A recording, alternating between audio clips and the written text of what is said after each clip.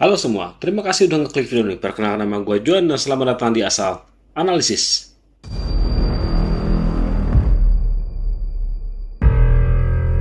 Ternyata ya, pepatah di atas langit masih ada langit tuh beneran nyata loh guys. Kenapa? Soalnya selama beberapa waktu ini gue baca kasus pembunuhan terus-menerus ya, gue kira tuh apa yang gue sampaikan itu udah yang paling mengerikan. Ternyata guys, masih ada kasus yang jauh lebih mengerikan daripada apa yang udah pernah gue bahas. Kasus kali ini terjadi di negara Pakistan guys, dan dari informasi yang berhasil gue dapetin, diduga pelakunya ini membunuh lebih dari 100 orang anak di bawah umur. Dan kondisi korbannya sendiri ya, bisa dibilang hampir lenyap semua, mirip dengan kasus yang pernah gue bawain di video sebelumnya guys. Penasaran kan? Makanya pantau terus video ini, jangan sampai meleng karena ceritanya baru aja dimulai.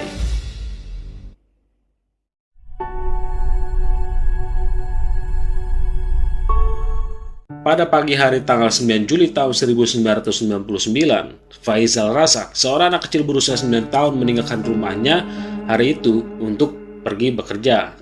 Faisal sendiri pergi bekerja ke sebuah bengkel di mana anak-anak seusianya menghabiskan waktu berjam-jam untuk melipat kertas karton menjadi sebuah kotak kertas. Namun, hari itu, Faisal tidak pernah pulang lagi guys.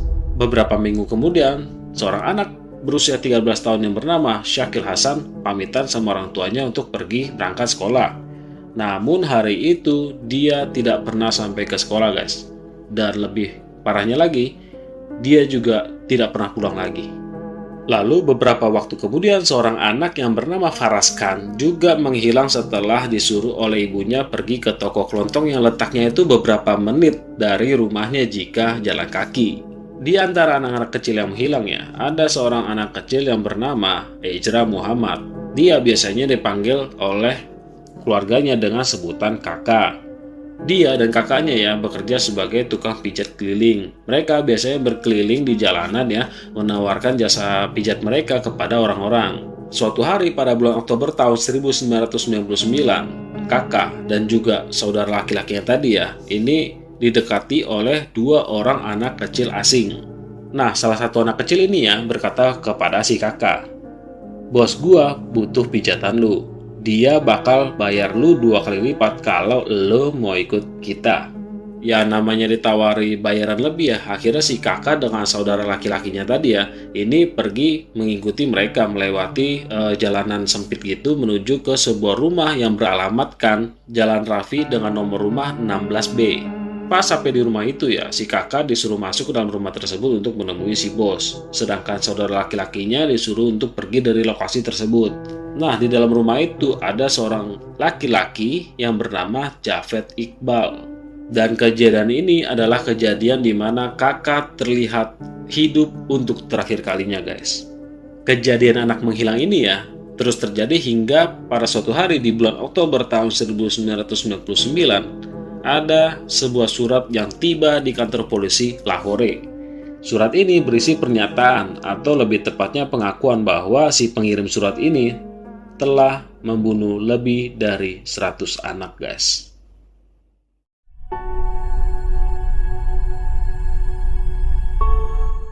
Polisi yang menerima surat itu ya sebenarnya malas-malasan untuk melakukan penyelidikan terhadap fakta di balik surat ini. Apalagi pada tahun 1999-an ya, ini kalau ada kasus kriminal yang melibatkan anak kecil biasanya tidak ditangani dengan maksimal. Tapi atas dasar perintah atasannya, para polisi pun akhirnya melakukan penyelidikan singkat sebagai ya semacam formalitas gitu aja lah. Pas polisi udah sampai ke rumah si pengirim surat yang beralamatkan di Jalan Raffi nomor 16B ya, polisi pun menemukan seorang pria yang bernama Javed Iqbal. Dan para polisi pun melakukan sedikit tanya jawab terhadap pria ini. Tapi setelah para polisi menanyai soal anak yang menghilang kepada Javed ya, tiba-tiba aja si Javed mengeluarkan pistol yang udah disimpan di dalam saku dia dan menodongkannya kepada para polisi. Karena tindakannya si Javed Iqbal ini yang begitu tidak kooperatif ya, akhirnya para polisi pun memutuskan untuk mengakhiri sesi pemeriksaan hari itu.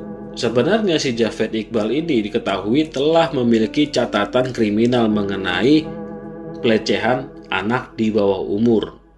Tapi karena emang kesejahteraan anak di Pakistan yang saat itu begitu diabaikan ya, akhirnya para polisi pun males melanjutkan penyelidikan guys. Ya udah tuh, karena para polisi dicuekin si Javed Iqbal ya, akhirnya si Javed kembali mengirimkan sebuah surat yang kali ini berisi lusinan foto anak-anak kecil berjenis kelamin laki-laki ke sebuah surat kabar yang paling terkenal di negara Pakistan guys. Surat dari Javed Iqbal akhirnya diterima oleh seorang editor bagian kejahatan surat kabar tersebut yang bernama Jamil Chisti.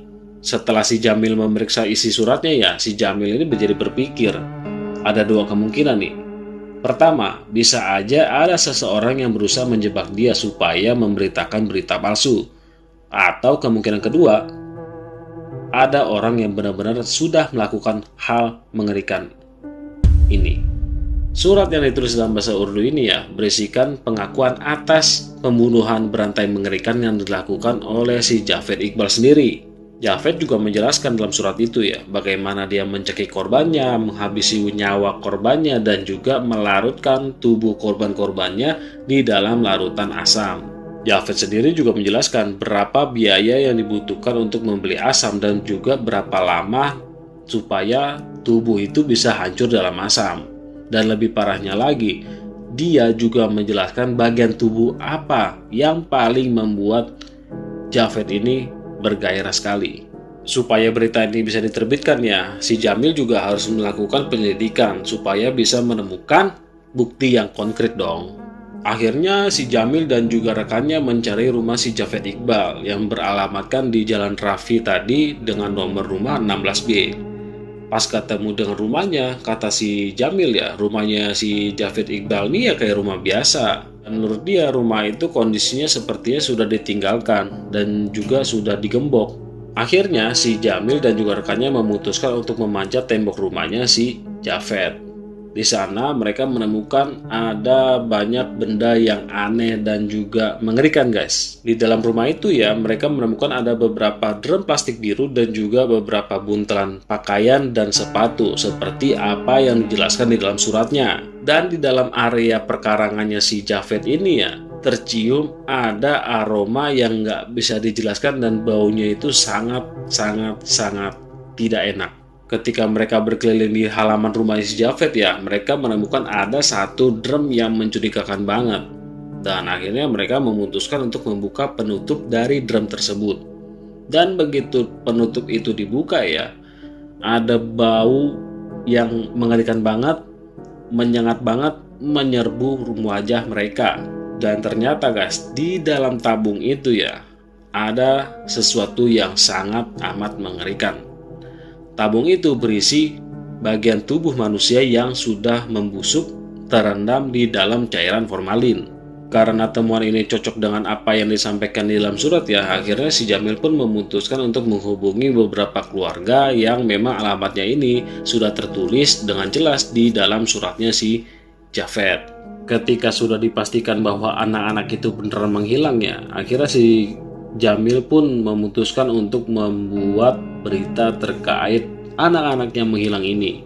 Keesokan harinya pada tanggal 3 Desember tahun 1999, surat kabar Jam mencetak berita itu di halaman depannya dengan headline "Klaim Pembunuhan 100 Anak Kecil".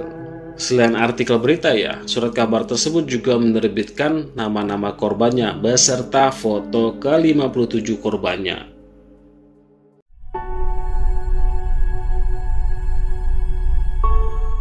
Saat berita tersebut menyebar ya, orang tua yang berduka pun membanjiri ruang bukti. Ketika para ibu mengenali kemeja dan juga celana anaknya ya, para ibu ini menangis sejadi-jadinya. Bahkan para ayahnya sendiri ya, bersumpah akan membalaskan dendam anaknya. Dan para polisi pun akhirnya pergi ke rumah Javed Iqbal untuk kedua kalinya, di mana kali ini mereka menyita drum-drum yang terdapat di rumahnya si Javed Iqbal, dan juga mereka menyita banyak sekali botol yang berisikan asam sulfat dan juga asam klorida.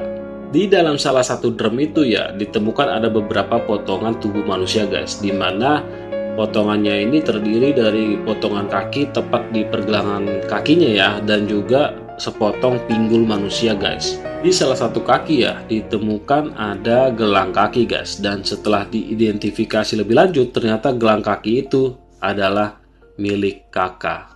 Selain benda-benda tadi ya, polisi pun juga mengumpulkan banyak sekali rambut manusia dari rumahnya si Javed Iqbal. Dan sekedar informasi aja ya, ternyata larutan asam itu tidak bisa melarutkan rambut dalam waktu cepat. Dibutuhkan waktu berminggu-minggu sebelum akhirnya rambut ini benar-benar larut di dalam larutan asam. Ya udah tuh, akhirnya semua bukti itu dibawa semua oleh para polisi dan dikumpulkan di kantor polisi. Dan polisi pun mulai melakukan penyelidikan atas kasus ini guys. Ketika para polisi yang mencoba mencari si Javed ya, ternyata si Javed ini tidak ditemukan dimanapun guys.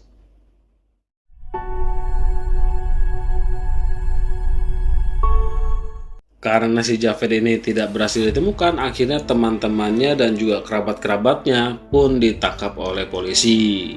Dan saat itulah masa lalu Javed Iqbal yang begitu kelam akhirnya mulai terurai. Javed Iqbal sendiri adalah anak ke-6 dari keluarga besar dengan 5 saudara laki-laki dan juga 4 saudara perempuan guys. Mereka tinggal di Brandred Road, distrik komersial lama di kota Lahore. Dan disinilah tempat ayah mereka membangun bisnis pembuatan pipa baja. Sebenarnya dengan bisnis seperti itu si Javed ini bisa dibilang hidup berkecukupan gitulah. Sejak kecil si Javed juga memiliki hobi membaca buku guys. Dia juga rajin menulis buku harian dan bahkan dia ini juga sering banget menulis artikel yang nantinya ditujukan kepada majalah. Walau si Javed ini termasuk anak yang bisa dibilang cukup pintar ya, namun kenyataannya kadang-kadang ya si Javed ini tuh memiliki perilaku yang tidak bisa ditebak. Kenapa? Karena si Javed ini sering banget berantem dengan tetangga-tetangganya. Kadang-kadang malah membuat keributan di rumah sendiri. Setelah beberapa waktu, akhirnya si Javed pun mulai menyadari bahwa dia adalah seorang homoseksual.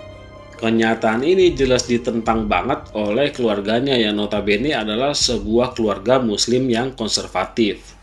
Ya walau begitu, tetangga-tetangganya si Javed udah pada tahu kalau si Javed ini ya seorang gay. Seiring bertambahnya waktu ya, akhirnya teman-teman si Javed dan juga tetangga-tetangga si Javed ya mulai melihat ada sisi yang sangat amat jahat di dalam dirinya si Javed. Dan saat memasuki usia 20 tahun ya, si Javed ini mulai menunjukkan sifat-sifat pedofil yang manipulatif, yang mana dia ini menyukai anak laki-laki yang baru memasuki usia puber.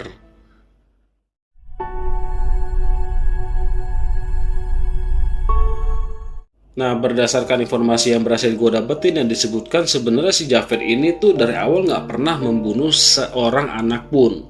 Walau memang di salah satu sisi ya, si Javed ini ketahuan memiliki catatan kriminal mengenai pelecehan anak laki-laki di bawah umur.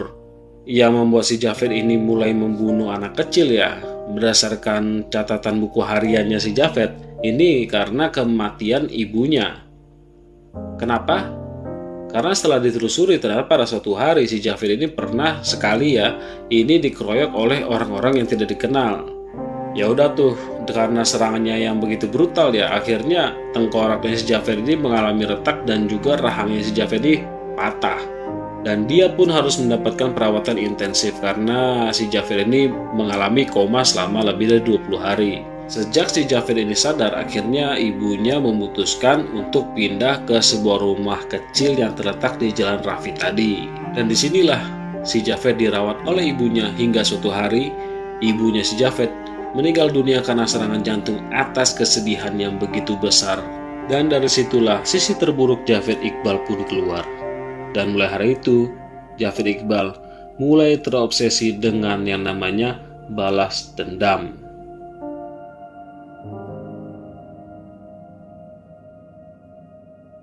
Setelah buron hampir sebulan ya, akhirnya pada tanggal 29 Desember tahun 1999, Javed Iqbal muncul di kantor surat kabar Jang. Saat itu dia berjalan ke meja resepsionis surat kabar tersebut ya, dengan sendal yang sudah usang, berjenggot dan juga baju yang berlumuran debu. Dan dengan tenang dia berkata kepada resepsionis surat kabar tersebut, "Gua Javed Iqbal, si pembunuh 100 anak." Ya udah dong, akhirnya para heboh dengan kemunculannya si Javed Iqbal dan para wartawan pun mulai mengerubungi dia. Si Javed akhirnya berbicara kepada para wartawan selama 1 jam lebih dan dia menceritakan bagaimana cara dia membunuh, lalu juga bagaimana proses pembuangan tubuh-tubuh korbannya sebelum akhirnya dia diserahkan kepada polisi. Ya, pada akhirnya wawancara tersebut pun direkam dan digunakan sebagai alat untuk melawan si Javed Iqbal di persidangan nanti. Singkat cerita ya, selama 4 minggu berikutnya, jaksa pun memanggil lebih dari 105 orang saksi, di mana sebagian besar ini terdiri dari orang tua yang anak-anaknya menghilang setelah dibunuh oleh si Javed Iqbal. Dan polisi pun berhasil menemukan salah satu pengemudi becak yang biasa disewa oleh pegawainya si Javed Iqbal ya untuk membuang drum yang berisi asam ke sungai. Dan akhirnya pada tanggal 16 Maret tahun 2000, seorang hakim yang bernama Ranja mengumumkan keputusannya guys. Hakim Ranja menjatuhkan hukuman mati kepada Javed Iqbal. Tapi emang dasarnya si Javed Iqbal ini yang emang agak-agak ya. Bahkan di saat-saat terakhirnya si Javed Iqbal ini menunggu waktu dieksekusi ya, dia memberitahukan kepada psikiater yang menghandle diri dia bahwa Tuhan telah memilih dia dengan tujuan khusus. Dan itulah dia guys, salah satu pembunuhan berantai mengerikan yang menurut gua tuh gila abis ya. Soalnya selain si pelakunya ini pedo ya, ternyata dia juga melakukan pembunuhan secara brutal dan mengerikan. Dan bahkan di beberapa artikel disebutkan bahwa Javed membunuh para korbannya dengan cara mencekik para korbannya menggunakan rantai sebelum akhirnya dilecehkan, kemudian dipotong-potong, lalu dilarutkan dengan menggunakan asam. Kalau menurut kalian sendiri, gimana dengan kasus ini? Gua sih gak kebayang dah bagaimana perasaan orang tuanya ketika mengetahui bahwa anaknya ini telah dibunuh dengan cara yang terlalu mengerikan guys. Bahkan tubuhnya aja ya nggak bisa ditemukan lagi untuk dilakukan pemakaman yang layak. Oke, segini aja dulu untuk video kali ini. Terima kasih nonton sampai habis dan sampai jumpa di video berikutnya. Bye.